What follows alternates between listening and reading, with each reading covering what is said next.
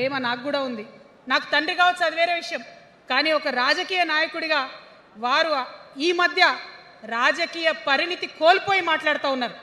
కేటీఆర్ గారు మాట్లాడిందంటే ఓకే అనుకోవచ్చు, ఆయనకు పెద్దగా తెలియదు పాపం.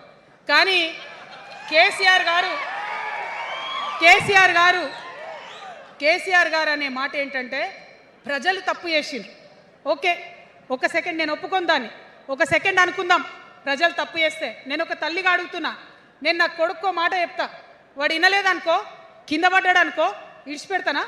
దగ్గర తీసుకొని మంది అనా? ఓకే, ప్రజలు తప్పు చేసిర్రు అనుకోండి, మీకు అధికారం ఇవ్వలేదు అనుకోండి, ఒక కర్కోటకుడి పాలన నడుస్తుంది అలా తెలంగాణలో. ఇబ్బంది పడుతున్నారు ప్రజలు, గోసపడుతున్నారు, ఏడుస్తున్నారు. ఇండ్లు అన్నీ ఉండి ఇండ్లు గూలగొడుతుంటే, అర్ధరాత్రి ఇంటి మీదకి వచ్చి ఇండ్లు గూలగొడుతుంటే ఆదుకోవాల్సిన అమ్మలాంటి మన పాత కేసీఆర్ ఏడి? ఎక్కడున్నాడు? ఇది మనం అడగాల్సింది. అందుకోసమే నేను ఈ నిర్ణయం తీసుకున్నది.